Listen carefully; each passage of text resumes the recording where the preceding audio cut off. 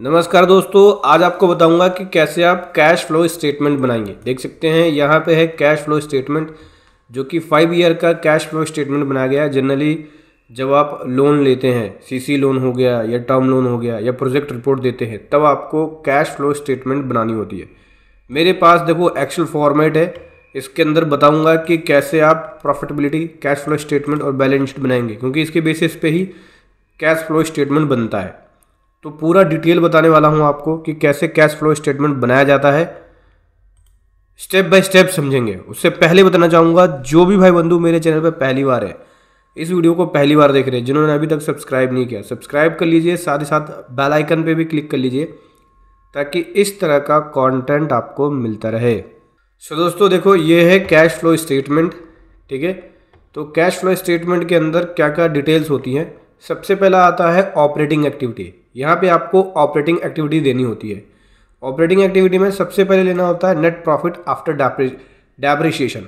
इसके लिए आपको रिक्वायरमेंट होगी इस प्रकार से प्रॉफिटेबिलिटी स्टेटमेंट की, ठीक है। जहाँ पे आपको प्रॉफिटेबिलिटी स्टेटमेंट बनाना होगा। सबसे पहले इनकम, फिर एक्सपेंसेस लेस होंगे, कॉस्ट ऑफ ऑपरेशन आएगा, ग्रोस प्रॉफिट, फिर जो भी इंटरेस्ट है टर्म लोन का वो आएगा, सेलिंग एंड एडमिनिस्ट्रेशन एक्सपेंसेस, फिर profit before tax, income tax less करने के बाद profit after tax, then depreciation add back होगा। यहाँ पे कैश एक्रूअल निकलेगा, रीपेमेंट लोन की यहाँ पे आएगी, नेट कैशेबल यहाँ से निकल जाएगा आपकी, ठीक है। इसके बेसिस पे ही कैश फ्लो स्टेटमेंट बनना है। साथ ही साथ इसके लिए आपको एक चीज़ और बनानी होगी, जो कि है बैलेंस शीट। देख सकते हैं ऊपर profit and loss and balance sheet account. Profit and loss में profit before interest and depreciation लेंगे, ये प्रॉफिट वाली स्टेटमेंट से उठ के आता है।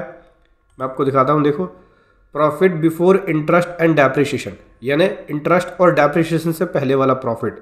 तो B6 को B21 से प्लस कर दिया। देखो प्रॉफिट वाले में जाके B6 क्या बोलता है, देखो यहाँ पे ध्यान से, प्रॉफिट में जाके B26 को B21 से प्लस कर दिया। प्रॉफिट में जाके 26 को 21 से, देखो 26 क्या, ये प्रॉफिट है बिफोर टैक्स, और इसमें प्लस कर दिया 21, यानी प्रॉफिट के अंदर इंटरेस्ट को प्लस कर दिया, क्योंकि इंटरेस्ट लेस होके प्रॉफिट आ रहा है। तो इंटरेस्ट को ऐड कर देंगे तो क्या आएगा, प्रॉफिट बिफोर इंटरेस्ट। तो यहाँ भी देख सकते हैं प्रॉफिट बिफोर इंटरेस्ट, फिर इंटरेस्ट लिया, फिर डेप्रिसिएशन लिया, और उसके बाद देख सकते हैं इंटरेस्ट और डेप्रिसिएशन दोनों ही लेस किया गया है, ठीक है।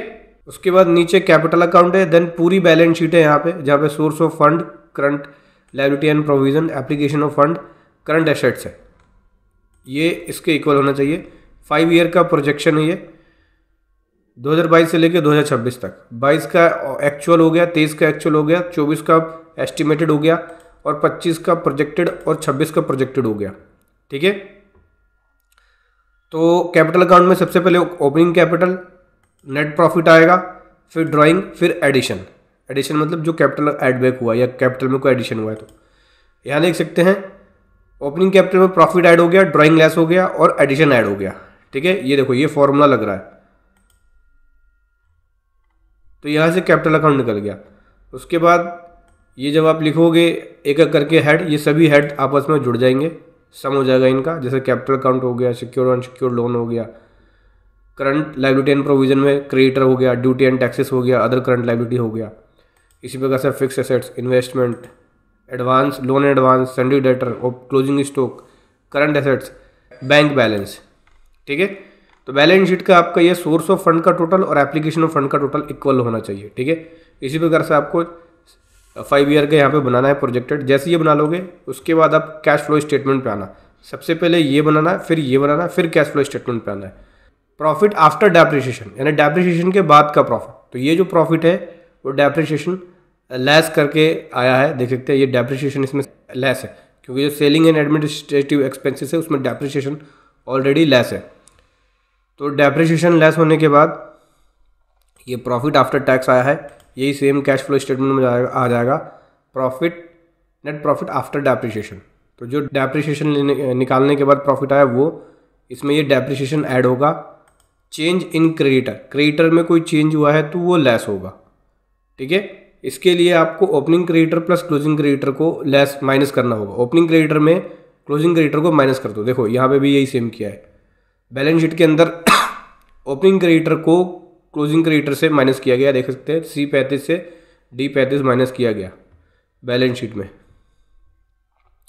तो C35 ये रहा, देखो ये आ गया 35, इसमें से ये माइनस किया तो चेंज इन क्या आया, चेंज इन क्रेडिटर आ गया।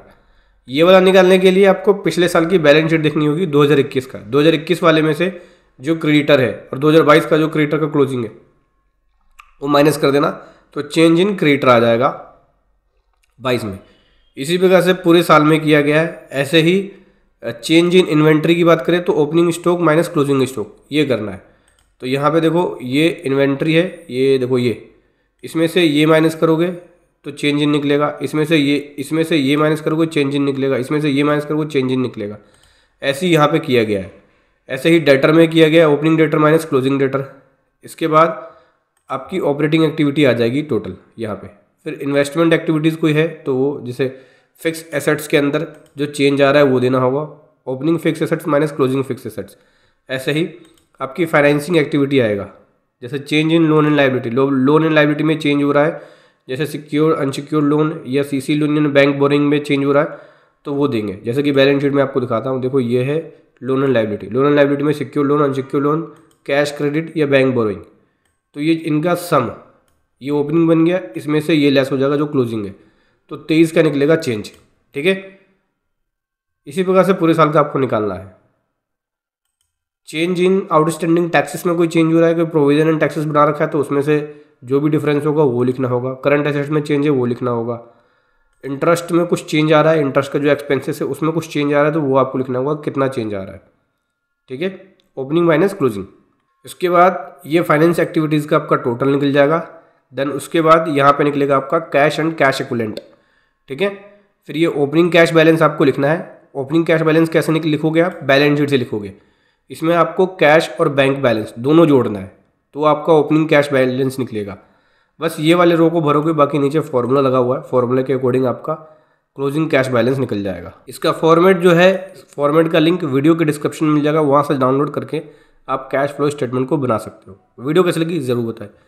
Thank you so much. जय हिंद, वंदे मातरम।